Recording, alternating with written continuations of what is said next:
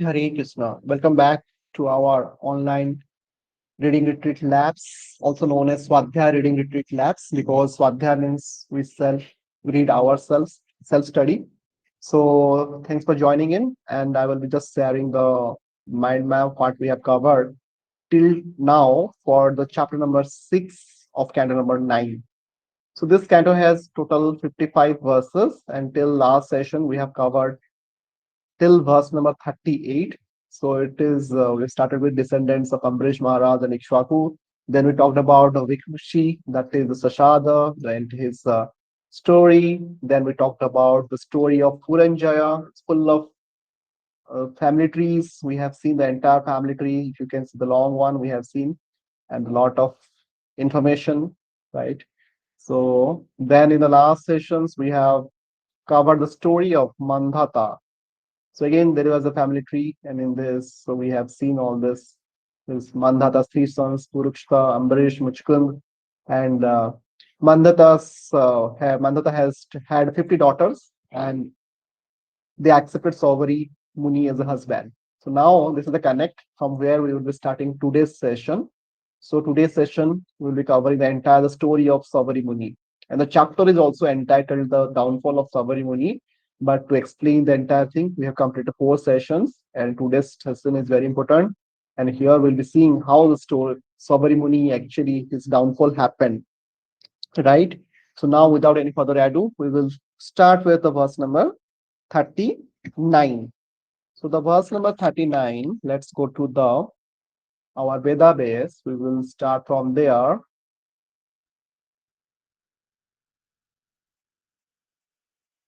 Verse number 39, 40 combined. Translation: Savari Rishi was engaged in austerity deep in the water of the river Yamuna when he saw a pair of fish engaged in sexual affairs. Thus, he perceived the pleasure of sex life. Induced by this desire, he went to King Mandhata and begged for one of the king's daughters. In response to this request, the king said, O Brahmana, any of my daughters may accept any husband according to her personal selection purport. This is the beginning of the story of Saubhari Rishi. According to Vishwanath Chakravarti Thakur, Mandhata was the king of Mathura, and Saubhari Rishi was engaged in austerity while submerged deep within the river Yamuna. When the Rishi felt sexual desire, he emerged from the water and went to King Mandhata to ask that one of the king's daughters become his wife. Verse number 41, 42. Saubhari Muni thought, I am now feeble because of old age. My hair has become gray, my skin is black, and my head always trembles. Besides, I am a yogi, therefore women do not like me.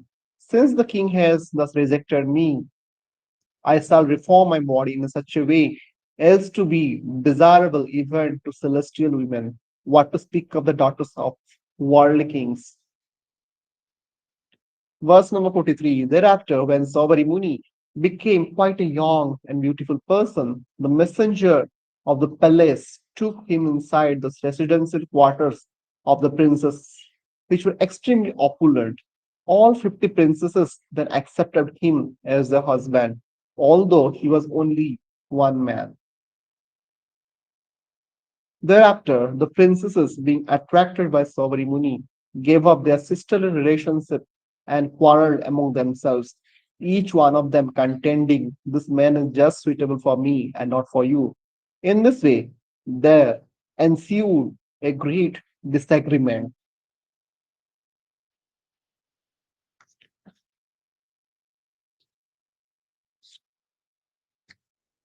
Yes. So we're moving to the next verse, verse number 45 to 46. Because Saubhari Muni was expert in chanting mantras perfectly, his severe austerities resulted in an opulent home with garments, ornaments, properly dressed and decorated maid servants and men servants. Then varieties of parks with clear water lakes and gardens. In the gardens, fragrant with varieties of flowers, birds chirped and bees hummed, surrounded by professional singers Saubhari Muni's home was amply provided with valuable beds, seats, ornaments, and arrangements for bathing. And there were varieties of sandalwood creams, flower garlands, and palatable dishes. Thus, surrounded by opulent paraphernalia, the Muni engaged in family affairs with his numerous wives. Purport. Savari Rishi was a great yogi. Yogic perfection makes available eight material opulences: Anima, Lagima, Mahima, Prapti, Prakamya, Isitwa, Vashitwa, and Kamambashaita. Savari Muni exhibited super excellence in material enjoyment by the dint of his yogic perfection. The word Bahucha means expert in chanting mantras. As material opulence can be achieved by ordinary material means, it can also be achieved by subtle means through mantras. By chanting mantras, Savari Muni arranged for material opulence, but this was not perfection in life. As will be seen, Saubhari Muni became very dissatisfied with material opulence and thus left everything and re entered the forest in the Banaprastha order and achieved final success. Those who are not Atmatattvavid, who do not know the spiritual value of life, can be satisfied with external material opulences, but those who are Atmatattvavid are not inspired by material opulence. This is the instruction we can derive from the life and activities of Savari Muni. So, this is a very good application point which you can note it down. Those who are not Atma Tattva and all do not know the spiritual values of life. So I'll just quickly go to the my other app, Notion.so,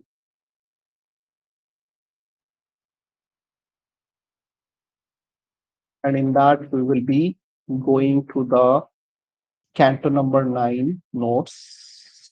Let me go to the spiritual side of it. And here we have Swadhyaya Reading Retreat Labs. So we will go there. So let's go to the canto number 9. This is my canto number 9. And from here, as I follow a template, the Dua format, the Dua framework, discovery, understanding, and application. So this one will be more going towards the application point. Those who are not Atma Tattvavid, who do not know the spiritual value of life, can be satisfied with external material opulences, but those who are Atma Tattvavid actually inspired by the material opulence, not as inspired by the materials. This is instruction can derive from the life and activities of Saubhari Muni, and this is part of SD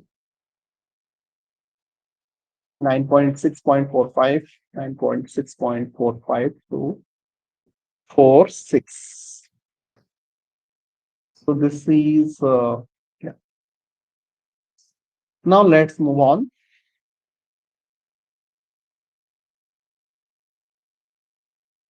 Verse number 47. Mandhata, the king of the entire world, consisting of 7 islands, was struck with wonder when he saw the household opulence of Saubhari Muni. Thus he gave up his false prestige in his position as emperor of the world. Purport. Everyone is proud of his own position, but there was an astounding experience in which the emperor of the entire world felt himself defeated in all details of material happiness by the opulence of Saubhari Muni. Verse number 48. In this way, Saubhari Muni enjoyed sense gratification in the material world, but he was not at all satisfied. Just as a fire never ceases blazing if constantly supplied with drops of fat. Purport. Material desire is just like a blazing fire. If a fire is continually supplied with drops of fat, the fire will increase more and more and never be extinguished. Therefore, the policy of trying to satisfy material desires by catering to one's material demands will never be successful. In modern civilization, everyone is engaged in economic development, which is another way of constantly dropping fat into the material fire. The Western countries have reached the summit of material civilization, but people are still dissatisfied. Real satisfaction is Krishna consciousness. This is confirmed in Bhagavad Gita 5.29, where Krishna says, Bhoktaraham Yagatarasam Sarvaloka Maheshwaram Suhrutam Sarvabhutanam Gyantva Mam Santirichati. The sages who knows me as the ultimate purpose of all sacrifices and austerities, the supreme lord of all planets and demigods, and the benefactor and well-wisher of all living entities attains peace from the pangs of material miseries. One must therefore take Krishna consciousness and advance Krishna consciousness by properly following the regulative principles.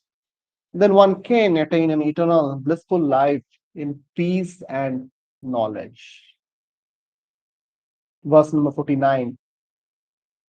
Thereafter, one day, while Saubhari Muni, who was expert in chanting mantras, was sitting in a secluded place, he thought to himself about the cause of his fall down, which was simply that he had associated himself with the sexual affairs of the face.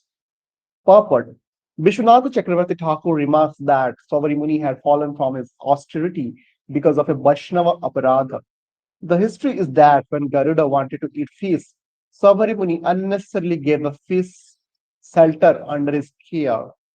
Because Garuda's plans for eating were disappointed, Saubhari Muni certainly committed a great offense to a Vaishnava. So this is a discovery point for me. I was not aware of this. This is something which I will capture here. Yeah. So this is something really new for me. I will capture it under my notes here in the Dua framework, discovery point. I will put it here. Yes. So this is from SB 9.6.49. 9.6.49. Right. An offense at the lotus feet of a Vaishnava. Savari Muni fell from his exalted position of mystic tapasya. One should not therefore impede the activities of a Vaishnava. This is a lesson we must learn from this incident concerning Saubhari Muni. Verse number 50. Alas, while practicing austerity even within the depths of the water, and while observing all the rules and regulations practiced by saintly persons, I lost the results of my long austerities simply by association with the sexual affairs of fish.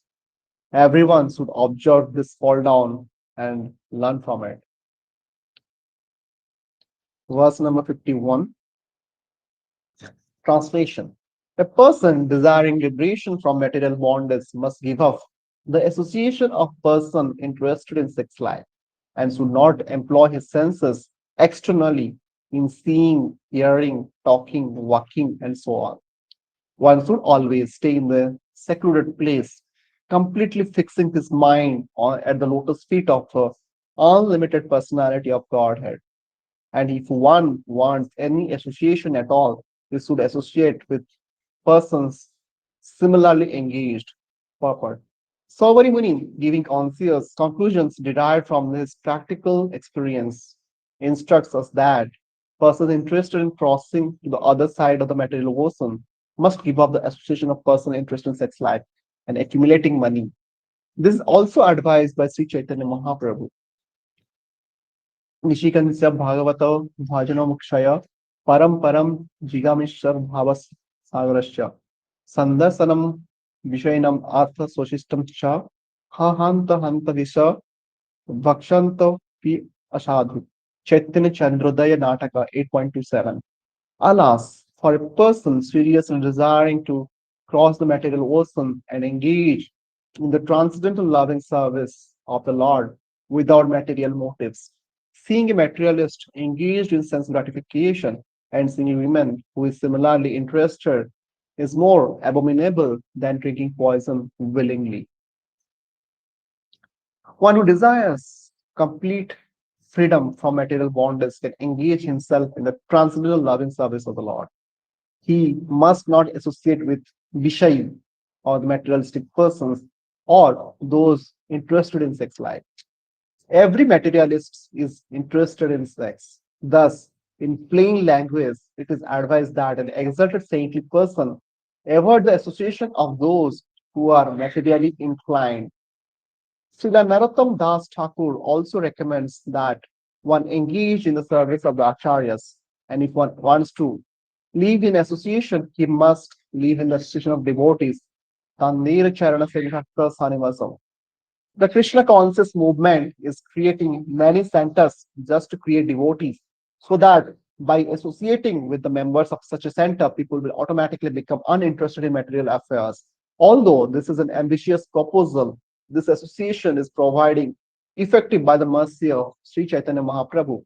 By gradually associating with the members of the Krishna conscious movement, simply by taking prasada and taking part in the chanting of the Hare Krishna mantra, ordinary persons have been considerably elevated. Saubhari Muni regrets that he had bad association even in the deepest part of the water. Because of the bad association of the sexually engaged fish, he fell down.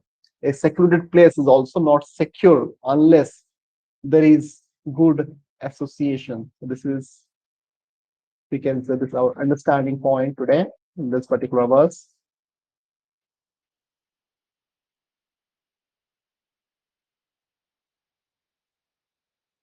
This is taken from SB 9.6.51.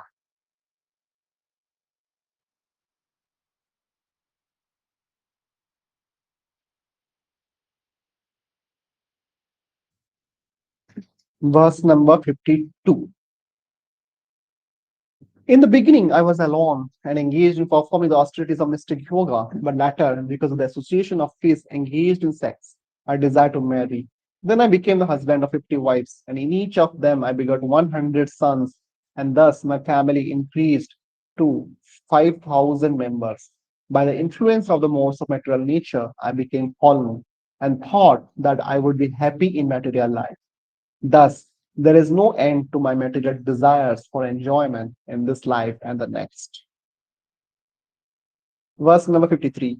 In this way, he passed his life in the household affairs for some time, but then he became detached from the material enjoyment. To renounce material association, he accepted the Banaprastha order and went to the forest. His devoted wives followed him, for they had no shelter other than their husband.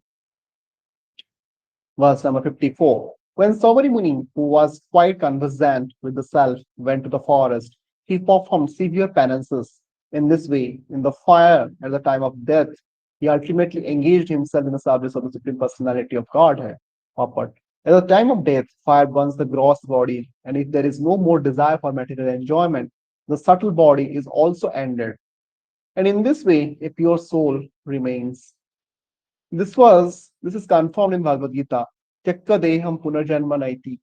If one is free from the bondage of both the gross and subtle material bodies and remains a pure soul, he returns home, back to Godhead, to be engaged in the service of the Lord. Tyakta deham punarjanma naiti mamaiti. He goes back home, back to Godhead.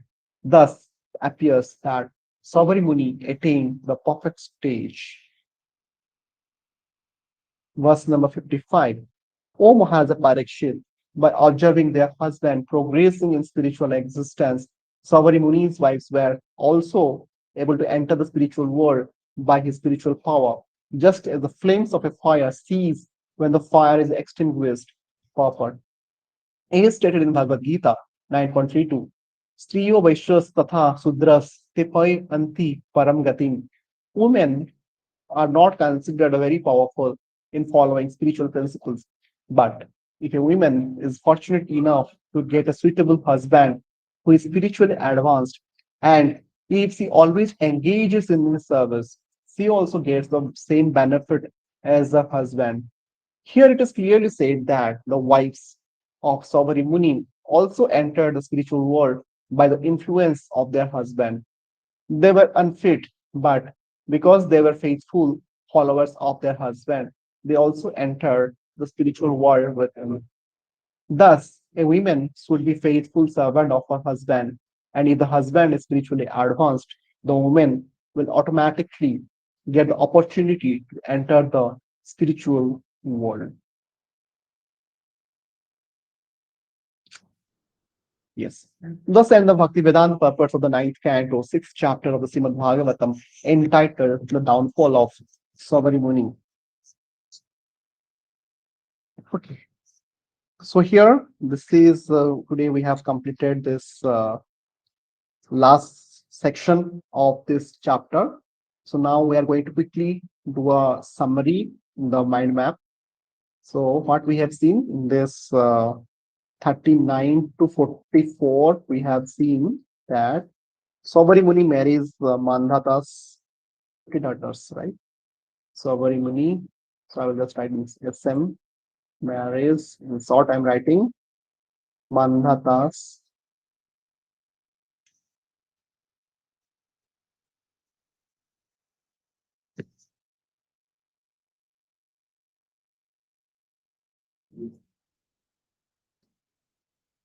50 daughters. Then we are seeing in the verse number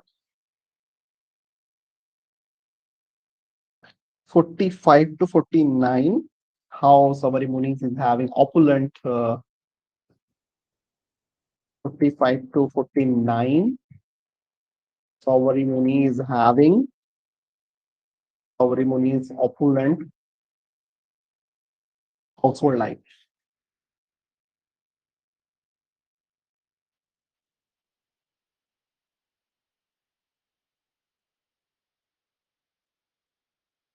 Then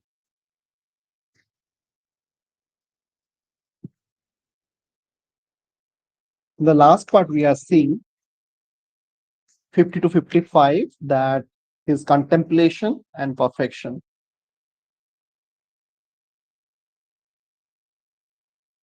So this is the first order of summary. In the whenever we'll be reading the second time of this, we'll be going further and we'll be developing further this mind map. But for the time being, this is our quick summary. Essence, contemplation, and perfection.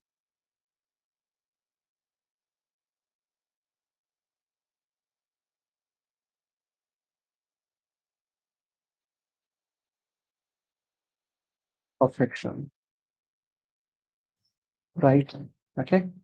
So with this, we have completed finally the chapter number 6, that is the downfall of Saubhari Muni, and we have also made a lot of notes in the different sections of the canto number 9, chapter number 6.